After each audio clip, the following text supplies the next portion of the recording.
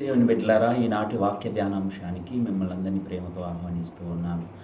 ఈనాడు 4వ పాస్కాయుత ఆదివారాన్ని మనం జరుపుకుంటున్నాము. దానిలోని భాగంగా 3 పట్టణాలు తల్లి శ్రీ సభ మనకు ఇవ్వబడింది. మొదటి పట్టణము మొదటి సమూయేలు గ్రంథం 16వ అధ్యాయం 6వ వచనం నుండి 7వ వచనం వరకు, మరి 10వ వచనం నుండి 13వ వచనం వరకు.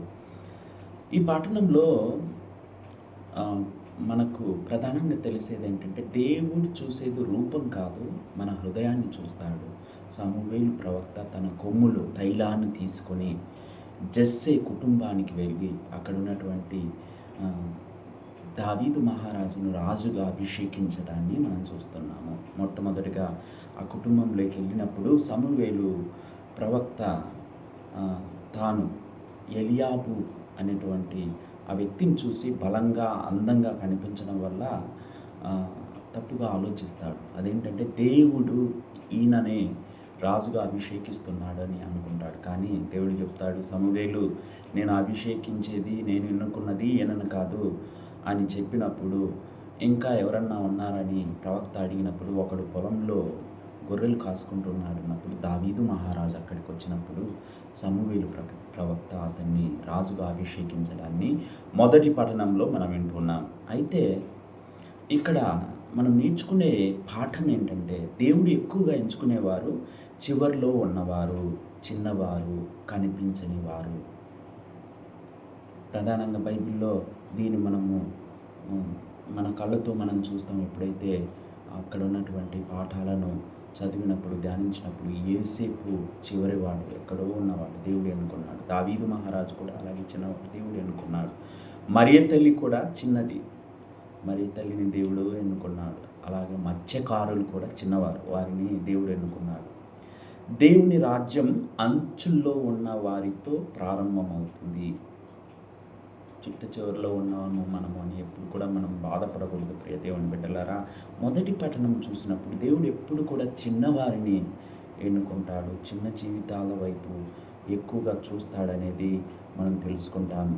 ఇక రెండో పట్టణంలో చీకటి నుండి వెలుగు. ఎఫెసీయులకు రాసినటువంటి లేఖలో పౌలు గారు చాలా చక్కగా ఈ చీకటి గురించి, వెలుగు గురించి బాగా సంబోధించడం మనము వింటూ ఉన్నాము. ఎఫెసీయులకు రాసినటువంటి లేఖ 5వ అధ్యాయం 8వ వచనంలో, చీకటి మనలో ఉండదు, మనమే వెలుగుగా. ఒకప్పుడు మనం చీకటిగా ఉన్నాము. ఎప్పుడైతే మనము వెలుగు బిడ్డలమవుతామో, క్రీస్తు మనకు వెలుగు అవుతాడో, మనము చీకట్లో ఇంకెప్పుడు బ్రతకము, మనం వెలుగు బిడ్డలుగా జీవిస్తామని మనము 2వ పట్టణం నుంచి నేర్చుకుంటాం. అయితే యోహాను సువార్త 9వ అధ్యాయం 1 నుంచి 38 వరకు పుట్టు గుడ్డివాని యొక్క ఉదాంతాన్ని మనం చదువుకుంటున్నాము. ఈ యోహాను సువార్తను మనం చదివినప్పుడల్లా అవి కేవలము ఒక అద్భుతం లాగా మనం చూడకూడదు.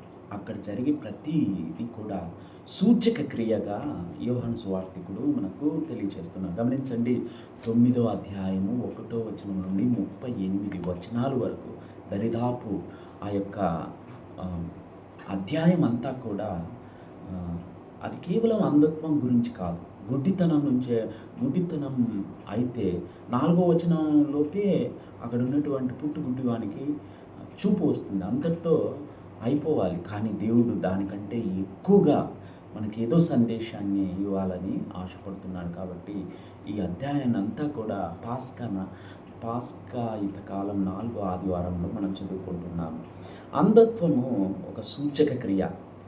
3 రకాల మనుషులు ఇందులో ఈ సువార్తలో మనకు కనిపిస్తున్నారు. శారీరకంగా అంధులు, చివరికి యేసును గుర్తించాడు. కళ్ళున్నవారు, వారి హృదయం మాత్రం అంధకారంలో ఉంది, వారు పరిసేలుగా మనము గుర్తిస్తాము. ఇక 3వది వెలుగునిచ్చేవాడు యేసు.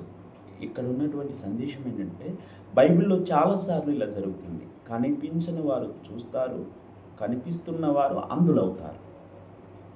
అలాగే యేసు ప్రభు తాను అతనికి ఇచ్చినటువంటి చూపు, దాన్ని బట్టి మనం ఏం నేర్చుకుంటున్నాం? మట్టిని తీసుకొని తన కన్నులకు రాయటము. ఆదికాండము దేవుడు మొట్టమొదటిగా మనిషిని సృష్టించినటువంటి రీతిని మనకు గుర్తు చేస్తుంది. ఆదికాండము 2వ అధ్యాయం 7వ వచనం. దీని అర్థం ఏంటి? యేసు మనిషిని మళ్ళీ చేస్తున్నాడు. అతనికి స్ సృష్టిని ఇస్తూ ఉన్నాడు. మరొకసారి ఆ మనిషిని సృష్టిస్తున్నాడని దీని యొక్క అర్థం. ఇక్కడ దేవుడు సాక్షాత్తు యేసు ప్రభు దేవుడనేది మనకు ఈ యొక్క వచనాలు చదివినప్పుడు గుర్తుకొస్తాయి. యేసు ద్వారా మాత్రమే మనకు కళ్ళు వస్తాయి. ప్రియ దేవుని బిడ్డలారా, యేసును మనం ఎప్పుడైతే దర్శిస్తామో, యేసుని ఎప్పుడైతే మనము వ్యక్తిగత జీవితంలో కలుస్తామో, మన కళ్ళు కూడా తెరవబడతాయి. మనం స్పష్టంగా చూడగలుగుతామని దీని అర్థము. ప్రపంచం చూసే విధానం ఎలా ఉంటుందంటే, మన రూపాన్ని చూస్తుంది, శక్తిని చూస్తుంది, స్థానాన్ని ప్రపంచం చూస్తుంది. అదే దేవుడు చూసేది ఎలా చూస్తాడంటే, మన హృదయాన్ని, మన యొక్క వినయాన్ని, మన యొక్క శక్తిని దేవుడు చూస్తాడు. ప్రియ దేవుని బిడ్డలారా, ఇక చివరగా ఈ యొక్క 3 పట్టణాలు మనకిచ్చేటువంటి గొప్ప సందేశం ఏంటంటే, జీవితంలో పెద్ద అద్భుతం ఏంటంటే, కళ్ళు తెరవటం కాదు, మన హృదయం తెరవాలి. మీకు నేను చెప్పినట్లుగా బయట ఉండేటువంటి అంధకారం కంటే మన హృదయంలో ఉన్నటువంటి చీకటి చాలా భయంకరమైనది. మన హృదయం ఎప్పుడైతే దేవునికి చూపింపబడతామో, దేవుని వైపు చూపుతామో, దేవుని దగ్గర తెరవబడతామో, అప్పుడు నిజమైన వెలుగును, క్రీస్తుని పొంది మనం సంతోషంగా ఉంటాము. దేవుడు మిమ్మల్ని అందరినీ దీవించునుగాక. పితా, పుత్ర, పవిత్రాత్మ నామమున ఆమేన్.